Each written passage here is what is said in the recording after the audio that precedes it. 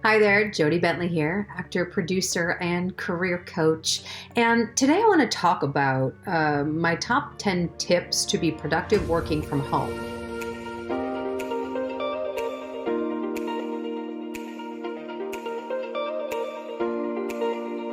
Many of us have been thrown into the working at home situation, which many people are not used to. I've actually been working at home for the past 12 years, so I have some thoughts on this that I can share. But I know for many of you, and even my husband who's working from home now, that this is a very different way to go about doing things. And it can be really challenging. And I think also this week is particularly challenging. Last week, I think, was really when things started to get real. You know what I mean? And I think a lot of us handled it really well and we're like, okay, this is what it is, and we're moving forward and we're doing things. And now here we are in week 2, and reality kind of sets in a little bit. And a lot of my friends and clients and people I've been talking to are just feeling the feelings of what that means. So before I even dive on into this video and give you these tips, I just want to say that you are where you are, and that is fine. You are allowed to feel your feelings. If you are frustrated, if you are angry, if you are resentful, if you find yourself fighting with your partner or resenting your kids or whatever, mad at your boss who made you work at home, or just mad at everything in general, it is okay. This time can cause a lot of feelings, right? And there gets to be no shame or blame or anything about it. You are allowed to feel what you feel. And when you are ready to be productive, that'll be the time for you to do it. So when you're feeling ready to be productive, here are my top 10 tips. And again, I invite you just to be gentle with yourself and know that you are not alone with everything that you are feeling. Okay. And please remember that this is a temporary thing, right? The safer at home is a temporary thing to flatten the curve, but it's also the time where they're like, great, now figure out how to be disciplined, right? And that can be challenging. So tip number 1, set up an office space. Now that doesn't have to be a huge area. Just set up a designated space where you know this is where I am going to go to work. It is just so important to feel that you have a space to do that. So our dining room table downstairs is now my husband's office because he needed a space. So whatever that space is for you, and granted, I know some of you are dealing with children at home now or roommates who are also there, but where is that designated space for you, no matter how big or small, that you know what, I'm going to go here to do my work. Tip number 2, I also invite you to have a secondary backup workspace because, I'm sitting at my desk. I do a lot of my videos for you from my desk here. And sometimes, man, I don't want to be at my desk at all.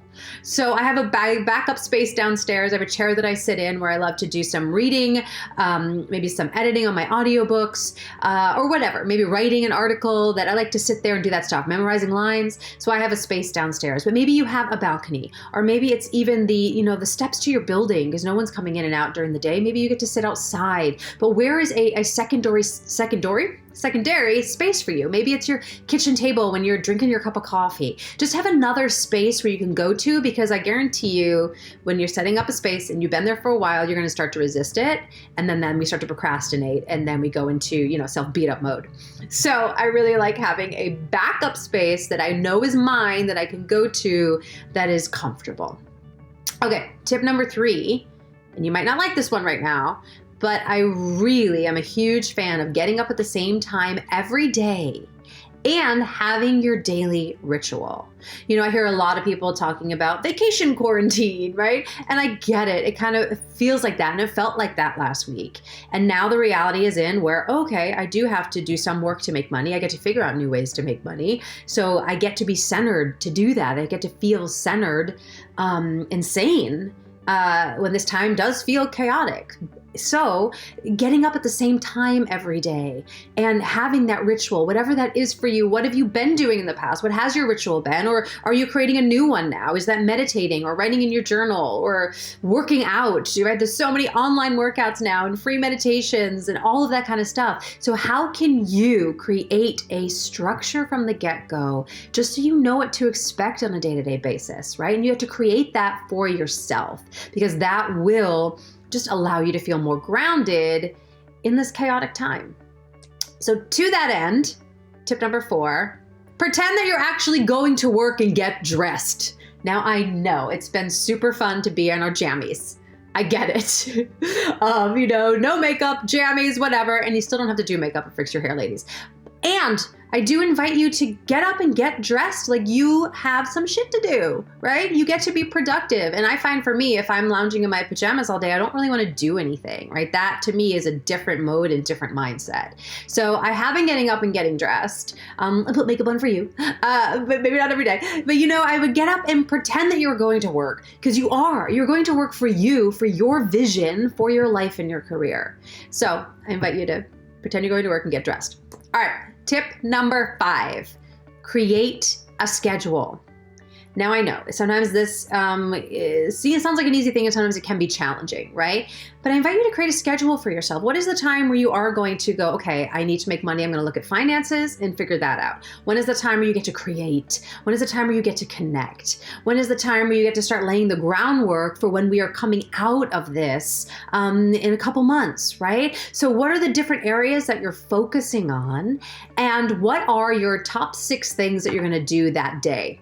Below this video will be a PDF that is actually in my Actors Think Tank membership, which is about the daily 6 system. When I teach this to my clients, it's really game changing for a lot of them. So I do want to share it with you. And that's going to help you provide structure to schedule your day. All right, tip number 7, schedule your lunch. Give yourself a lunchtime. You got to make sure that you eat, that you get sustenance, that you're staying healthy. And it's really important when you work from home, God, do I know this, to actually schedule time to eat so you do it. And that way it's not 3 o'clock and you're hangry and now you're mad and you don't want to work anymore, right? So schedule a lunchtime and actually take time off for lunch. Maybe that's the time where you allow yourself to read the news or turn on the TV to see what's happening, right? Because, having the TV on all day with the news is not going to be great for your mental health and well-being. So schedule your lunch and have something that you do during that time. That's just for you. Okay, number 7, this could be a point where there's a lot of people in the house with you now, whether that's kids, whether that's roommates, whether that's your spouse who maybe you didn't, you're both working from home now, so that's different.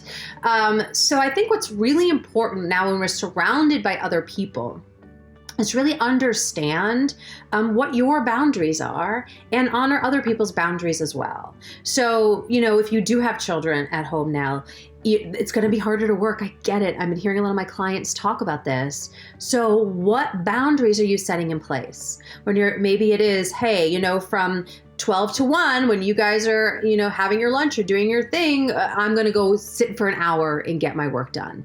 Or whatever it is, right? What are the boundaries required for you to find some peace of mind and sanity, as well as to get the work done that you want to do, whatever that is?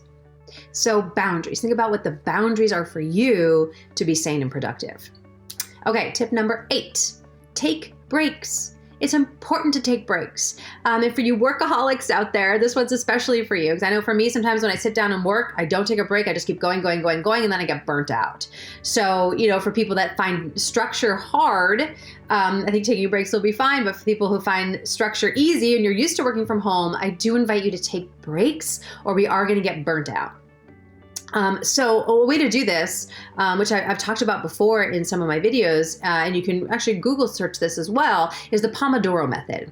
And I find this really helpful, where you set a timer for 20 minutes, you shut off your news notifications, you shut off your phone, you shut off everything, and you just get whatever task you're working on, do it for 20 minutes, right? The timer goes off, you take a 5-minute break.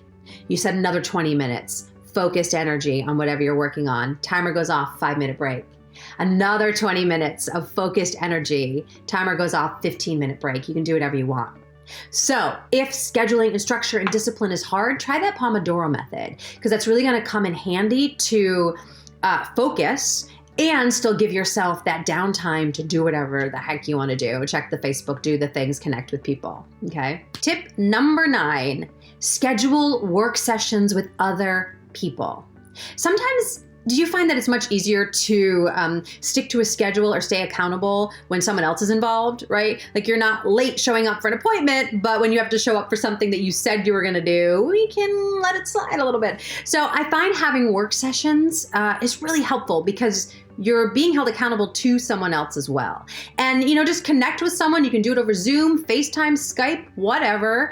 Say hello, check in with each other, and then schedule how long it's going to be. Are you going to silently work together for an hour, 2 hours? Do you do it in 20-minute chunks, 30-minute chunks? Sometimes it's just nice to have someone else there while you're working, just to allow you to actually be more disciplined and hold yourself accountable.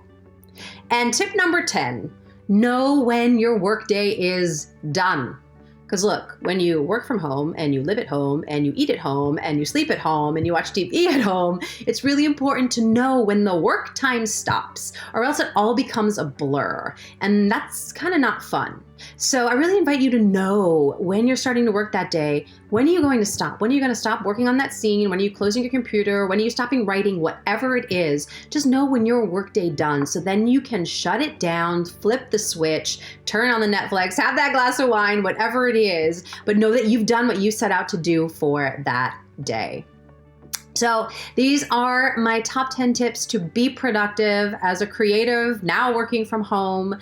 I trust this is helpful. And just one final thing I want to say is in your day, make sure that you have time to connect. I know some of you out there who do live alone. Like this is hard to do when you're alone. So I invite you to reach out, connect, schedule times to Zoom chat or FaceTime chat with people. Really keep reaching out as opposed to retreating, right? And I think that the retreating is easier. It's been easier for me, right? So I think it's really important as we are getting through this time to make time to connect throughout your day, because that's going to keep us feeling human.